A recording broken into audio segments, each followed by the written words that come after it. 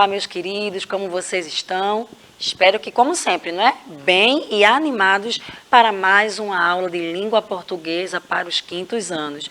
Você me conhece, você que está aqui todos os dias, nos dando o privilégio da sua participação. Sou a professora Abigail Viana e vamos seguir aí alguns minutos revendo um pouquinho o que aprendemos ontem e aumentando um pouquinho, né, dando informações novas, porque é bom assim, né? A gente revisa o que já viu e aprende um pouquinho mais. Você está vendo aí na tela, o nosso tema é o mesmo de ontem, pontuação. Então, você que está seguindo aquele meu conselho de registrar no seu caderno a data, o tema da aula, para facilitar o estudo, já coloca aí a data de hoje, novamente o tema pontuação, e durante a aula vamos rever um pouquinho de ontem e trazer um conteúdo novo que eu espero que vocês gostem. Para me ajudar nessa aula de hoje, está aqui a nossa querida Kézia, a nossa intérprete de Libras, como sempre aí fazendo o seu trabalho com maestria, ajudando a nossa aula a atingir um número ainda maior de estudantes. O trabalho dela, de seus colegas de profissão, como sempre eu digo aqui, não é? Merece todo o nosso carinho, respeito e admiração. Então, Kézia, como sempre, bem-vinda, venha sempre aqui ficar com a gente. E para fazer aquela interação boa, que interação, você não sabe? Você ainda não baixou o aplicativo do Educa Recife? Então corre lá, baixa o aplicativo no teu celular, no teu tablet, porque você vai poder interagir na aula, vai dar o seu bom dia, colocar o nome da tua escola, responder as perguntas, fazer perguntas. Para isso, ela está aqui para me ajudar, claro. Como eu ia saber o que você quer dizer para mim se não fosse aqui a minha companheira de trabalho, professora Kedma Santos? Bom dia, professora, bem-vinda. E aí, professora Abigail, tudo certinho por aqui? Todo mundo está atento, todo mundo a postos para a sua aula. E eu, claro, também estou aqui atenta para ver o que vem, né? Vamos embora? Vamos embora. Faz tempo que eu não escuto esse vamos embora. Esse vamos embora dá o gás. Vamos embora. Vamos ainda embora. Tem um pedacinho de aula aí. Isso. Como a gente já disse, você pode assistir através do aplicativo, também pode estar nos assistindo agora na TV Nova, né, canal 22.3, lembrando que segunda a sexta, 9 da manhã, ao vivo, e às 18 horas nós temos a nossa reprise. Mas se teve algum probleminha aí, às vezes o aplicativo deu aquela caidinha, você precisou sair, não deu para assistir a aula completinha, nem pelo celular, nem pela TV. Fica tranquilo que a gente já pensou nisso. Por isso, temos o nosso canal do YouTube, lá o Educa Recife. Através dele você pode assistir todas as aulas. Inclusive, você que por algum motivo perdeu a aula de ontem, não se desespera. Quando terminar essa aula, você vai lá e dá uma assistidinha e vai ver que a de hoje é um complemento da aula de ontem, cujo tema foi pontuação. E nós conversamos aqui que a pontuação ela é muito importante num texto. Um texto sem pontuação, a função dele, que é comunicar, fica muito difícil. Porque nós sabemos a hora de parar, a hora de ler com mais agilidade, quando é uma pergunta, quando está ali falando uma informação que a emoção é com uma surpresa, não é um susto. Então, principalmente aqueles textos maiores, não é? Quanto maior o texto, mais pontuação vai ser. Já percebeu isso? Para tanto, vamos ler um texto. E eu vou pedir como ontem, à medida que estamos lendo, procurem os sinais de pontuação, porque os que vocês encontrarem serão aqueles que nós vamos trabalhar hoje. Vamos lá? Esse texto, ele está no material de vocês do Aprender Sempre, é uma notícia, tá certo? Falando sobre reciclagem. Então, vamos estudar um pouquinho essa notícia aí. À medida que estou lendo, nós estamos tendo a informação que ela nos passa, mas também a pontuação. Vamos lá. Somente a reciclagem não é suficiente para conter o avanço do descarte e poluição na natureza. São necessárias outras medidas. Atualmente, somente cerca de 145 mil toneladas são recicladas. Um desenvolvimento tecnológico é necessário para que mudanças sejam realizadas, minimizando os danos causados. A população também pode contribuir, fazendo o descarte adequado. Alexander Turra, professor do Departamento de Oceanografia Biológica do Instituto Oceanográfico da USP e responsável pela Cátedra Unesco para a Sustentabilidade dos Oceanos, lembra que é possível produzir plástico a partir de matriz biológica, de forma que você não usa combustível fóssil para fazer esse tipo de produto. E aí, quinto ano, perceberam que o texto está repleto de sinais de pontuação. Eu vou dar uma voltadinha aqui, enquanto eu vou falando um pouquinho sobre, né, a notícia, você vai observando a tela e identificando e pode até anotar os sinais de pontuação que você está percebendo aí. Temos aí a primeira tela, né? Então, enquanto eu vou falando, você vai observando os sinais de pontuação. Aí eu já percebo 2 sinais, tá certo? Essa notícia, no caso não é uma notícia, perdão, é uma reportagem, porque houve entrevista, né, que a gente já viu isso aqui, a diferença de notícia e reportagem. Então, nesta reportagem, está trazendo várias informações sobre a importância da reciclagem e o quanto o plástico, ele é prejudicial ao meio ambiente. Já trabalhamos bastante isso aqui em outras aulas, falando sobre sustentabilidade, reciclagem, o descarte consciente e correto do lixo. Então, aqui a imagem, né, que vocês têm ali da ilustração do slide, que é aquelas lixeirinhas organizadoras de reciclagem, não é? Da coleta seletiva. Então, cada material específico vai para uma lixeira diferente, porque esse plástico, no caso, que é o que estamos falando aqui, ele vai ser reaproveitado, sim, ele será reutilizado. Então, não vai para mares, oceanos, para o solo. Então, é muito importante que nós tenhamos essa consciência de... Você está no centro da cidade, foi no parque, foi na praia, tomou ali aquele refrigerante, ou aquele suco, quem sabe a água, está na garrafinha plástica, não descarta. Assim, não joga no chão, no meio do asfalto, no canto da calçada, não faz isso. Se durante o seu trajeto você não encontrar nenhuma lixeira, você leva para casa. É importante que nós tenhamos em casa o hábito de fazer assim o descarte correto, o lixo orgânico de uma maneira, aquele reciclável de outra. A natureza agradece. Vamos dar uma voltadinha para português. E aí, localizaram os sinais de pontuação? Será que conseguem me responder quais sinais encontraram? Como às vezes a resposta demora a chegar, eu sei que vocês já estão digitando, por isso que eu estou esticando um pouquinho aqui a conversa. Enquanto as mensagens chegam, eu já vou colocar aqui na tela os sinais que tem nesse texto. Tenho certeza absoluta que vocês identificaram quais eram. Além de identificar, pelo menos esses 2 primeiros aqui, vocês sabem utilizar corretamente, porque foi a aula de ontem, mas me parece que se eu tivesse esperado um pouquinho, a resposta tinha chegado. Isso mesmo, professora Kedma? Isso, chegou. Tem uma instabilidade, mas eu estou aqui lutando para que essas respostas cheguem. E chegou. Martim falou de ponto final, agora ele falou ponto final e aspas. Olha aqui também. Será que ele está certo? Já está na tela, né? Que bom, Martim, que você Ponto está final e atento. Dessa vez eu vou defender Martim. Defenda. Porque realmente ele já tinha respondido. Não, eu que me agoniei, né? Eu que fui apressadinha, já diz o ditado, apressado come cru, não era para eu ter esperado mais uns minutinhos. Mas não tem problema não, o que importa é que chegou e eu sei que vocês conseguem identificar.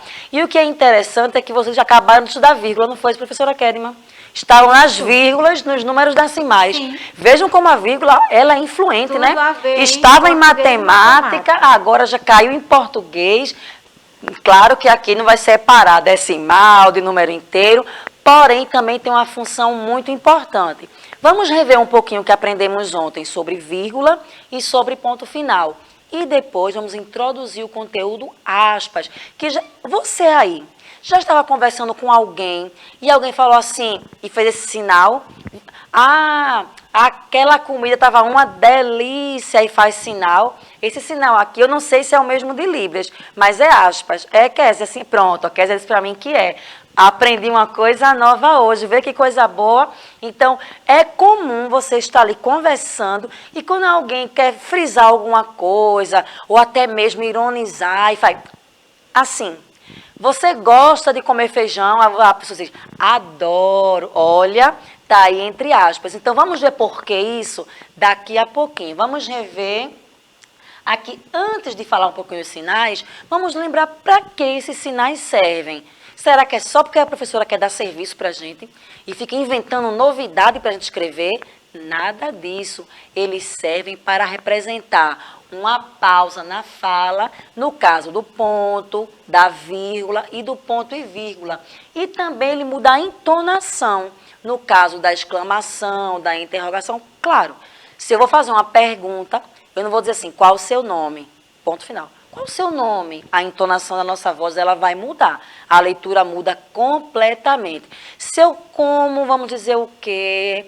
Um pudim de chocolate que a professora Kedma fez na aula dela aqui, para mostrar ali a fração, a medida, ela trouxe e fez.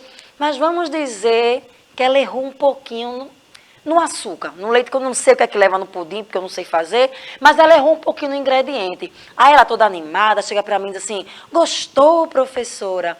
Aí eu digo assim, não é para ser educada, gostei. Sentiu firmeza? Não. Sentiu firmeza, professora? Eu gostei. Não, mas se fosse um chocolatezinho, zero lactose, não eu vou chegar nessa parte. Agora quem foi agoniada foi ela. Mas se ela comprou leite condensado, zero lactose, e preparou tudo na dose certa, quando eu comi, chega, estava aquela delícia, ela gostou. Eu vou dizer, gostei. Se eu for colocar isso no papel, vai ser com exclamação.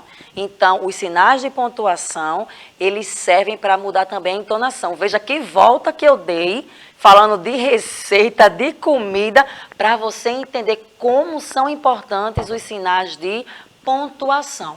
Além da pausa na fala, da entonação da voz, os sinais de pontuação, eles também reproduzem na escrita as nossas emoções, nossas intenções e anseios. Então, quando você está naquele texto maior, aquele livro super interessante, então o autor ele quer fazer aquele clima de suspense. O que ele vai fazer? Ele vai usar a pontuação correta para que o leitor perceba que tipo de emoção ele quis passar. Vamos rever alguns exemplos como o de ontem. Olha aqui a vírgula separando os topônimos que você já aprendeu, que topônimo é aqui, ó, o nome próprio de lugar. Eu coloquei aqui Recife, que é onde estamos, na nossa cidade. Quando eu vou colocar a data, eu coloco a querida vírgula. Então, se vai escrever um e-mail, uma carta, ou simplesmente o teu cabeçalho, não esquece. Após o nome do local, nós escrevemos a vírgula, beleza? Creio que isso aí vocês não têm dificuldade. Isolar os termos de uma enumeração, olha aqui, ó. Fomos à feira, compramos tomate, cebola, pimentão, chuchu e cenoura. Observe que entre chuchu e cenoura não teve vírgula, porque a letra E ali já é uma conjunção que também estudamos essa semana. Então, um assunto completando o outro. Mas veja que tudo que eu listei aí que eu comprei, exceto o último, porque tem a letra E, todos vieram separados por vírgula, que também serve para separar expressões explicativas, continuativas ou corretivas. Como assim, professora? Vê aqui, ó. Isto é, por exemplo, aliás. Deixa eu mostrar o exemplo que fica mais claro.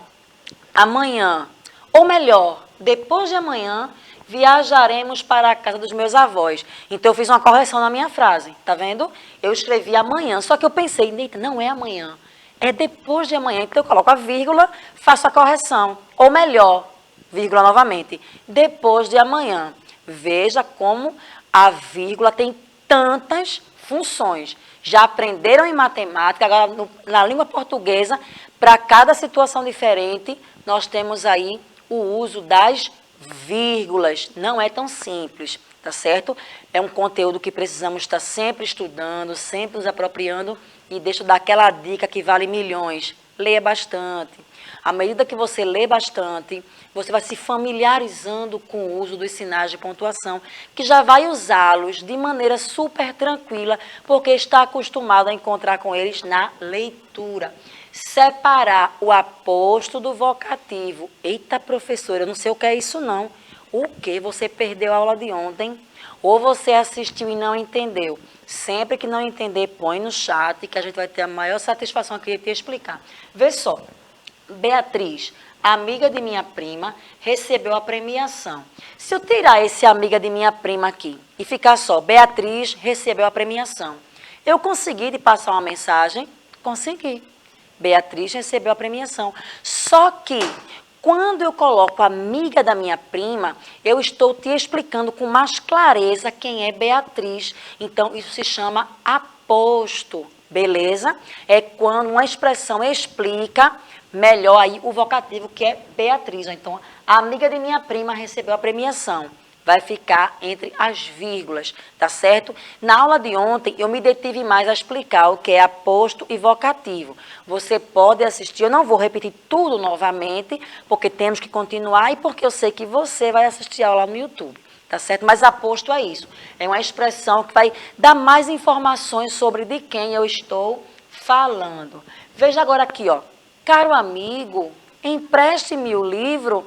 Caro amigo é a quem eu estou me dirigindo, então ele é o vocativo. Por isso, depois de caro amigo, eu coloco vírgula. Ok? Aqui. Também isola orações compostas por algumas conjunções. Foi o que a gente viu ontem. Ó. Não compareceu ao seu aniversário, porém enviou o presente. Deu aquela ideia assim contraposta. Ele não foi para a festa, mas ele mandou ali o presente. Então, antes da conjunção, nós temos a vírgula. Se esqueceu o que é conjunção, lembra aquelas figurinhas que eu botei aqui quando eu trabalhei conjunção, dos bonequinhos todos unidos? Conjunção é uma expressão que vai ligar uma oração à outra. Ó. Não compareceu ao seu aniversário, enviou o presente, o porém está aqui unindo. Antes da união, a vírgula. Assiste a aula da semana toda, porque uma vai complementando a outra e o teu conhecimento vai cada vez mais aumentar. Outro exemplo, ou estude para avaliação, ou resolva os exercícios. É uma alternância, ou uma coisa ou outra. Então, primeira oração, ou estude para avaliação. Quando chega o outro ou, lá ó, a conjunção ou, tem uma vírgulazinha antes, tá certo? Então, sempre antes da conjunção, vírgula. Não fomos ao cinema, pois choveu bastante. Eu estou explicando porque eu não fui ao cinema. Antes da conjunção, pois, coloco vírgula. E olha a leitura. Não fomos ao cinema, pois choveu bastante. Daquela pequena pausa, né? Não lê assim, bem corrido. Não, a pessoa tem que entender o que você está querendo dizer. O ponto final é aquele sinal lá do finzinho da frase, que você já sabe, não é? Que depois dele, sempre a gente escreve o quê? Letra maiúscula. Olha os exemplos aqui.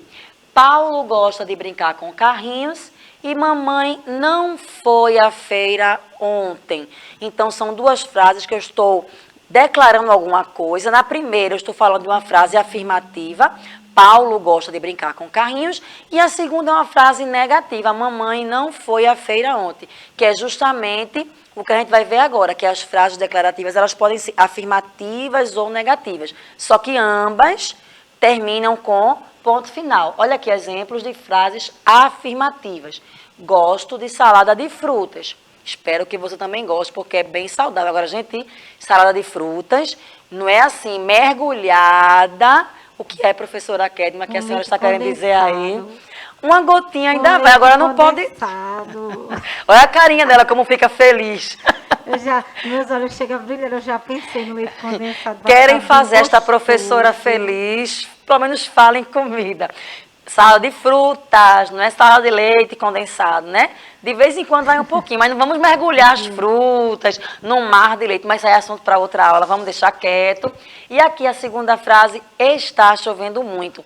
Duas frases afirmativas, observem que no final, ponto final, beleza? Se fosse uma pergunta, seria, está chovendo muito? Teria uma interrogação, que já é tema de uma próxima aula. Já as frases negativas, geralmente elas têm as palavras e expressões não, nunca, jamais, ninguém. Olha aqui o exemplo. Não gosto de viajar de trem. Novamente, ela é pontuada com o ponto final e tem aí a presença da palavra não, que torna uma frase negativa. Se eu passasse uma atividade para você, pedindo para você transformá-la numa frase afirmativa, só era tirar a palavrinha não, que ficaria como gosto de viajar de trem. Então, tranquilo, né? Eu acredito que você até já fez essa atividade em sala de aula. Nunca comi camarão. É verdade essa expressão, professora Kedma, para a senhora aí? Não é verdade? Não, né? Eu como tanto, minha Olha, gente.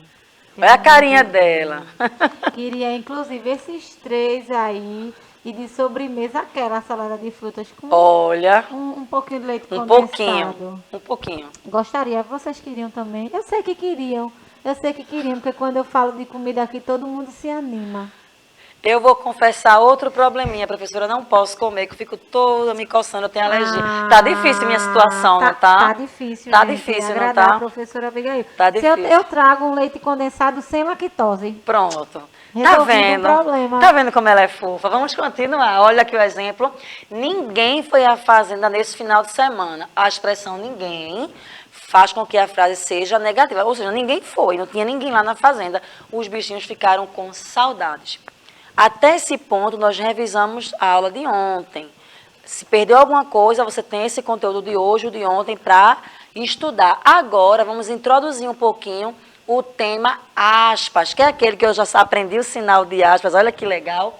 As aspas representam um recurso gráfico empregado aos pares na produção de textos, sendo que uma serve para abrir e a outra serve para fechar o discurso. Muita atenção agora, quinto ano. Se você quer escrever uma expressão entre aspas, você não pode colocar apenas aspas no início da frase e nunca fechar, porque vai ser uma aspa eterna, não, né? Então tem que ter aspas no início e aspas no final. Daqui a pouco vocês vão ver os exemplos. Trata-se, portanto, de um sinal de pontuação utilizado na produção textual para enfatizar, vai destacar, vai dar mais força, destaque, aquelas palavras ou expressões, além de indicar a citação de um texto. Você está escrevendo o seu texto e quer citar algo que foi retirado de outro. Você pode colocar aquele trecho entre aspas. Às vezes também coloca em itálico. Itálico é quando ela está meio inclinadazinha, assim, meio tremidinha. Quando você vai lá para aqueles editores de texto digitar, tem um símbolo da letra I em cima. Quando você clica, a frase fica em itálico. Vamos ver quando devemos usar as aspas. Para enfatizar discursos, palavras, expressões ou para ironizar. Primeiro exemplo. Após encontrar o vaso quebrado, minha mãe disse: muito bonito que você fez. Será que a tua mãe achou bonito mesmo? Aquele vaso que ela ama, que já foi a mãe dela que deu ela no aniversário, e que ela diz: cuidado com esse vaso, quando ela chega em casa está quebrado. Você foi jogar bola no meio da sala. Não pode, gente, não faz isso. Aí quando ela vê, ela diz: muito bonito que você fez.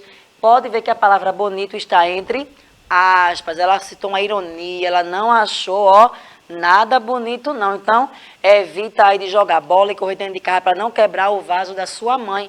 Creio que tem mãe assistindo e está concordando aí comigo. Aí vale para prato, para copo, para vaso. A gente não gosta quando quebram nossas coisas, né? Para citar algum discurso proferido pelo próprio autor.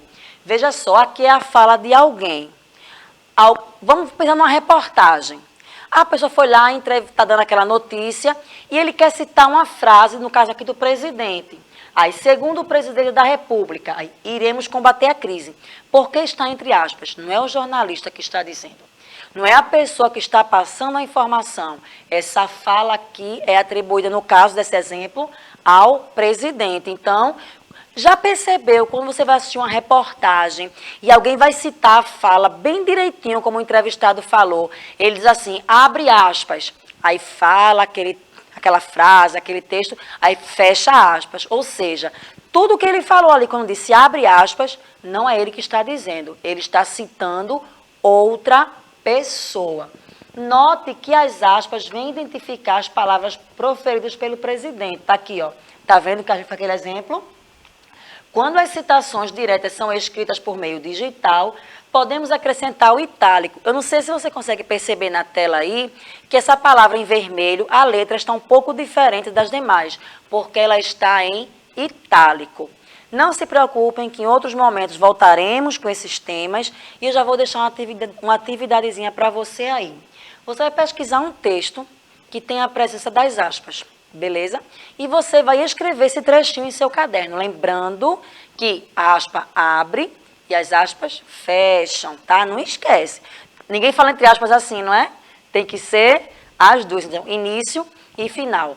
Muito bom estar com vocês, espero que tenham gostado. Obrigado, Késia, como sempre, aí já aprendi outra coisa com você, vê que maravilha. Professora Késia, vamos combinar nossa salada, para você o camarão, né? Eu já fiquei animada, né? Ainda nem é hora do almoço, mas eu já estou com aquela fominha. Muito obrigada, professora Abigail, sempre uma aula excelente e, claro, vocês não vão nos abandonar. A gente se vê numa próxima. Tchau. É isso mesmo, bom demais estar com vocês, até a próxima, tchau, tchau.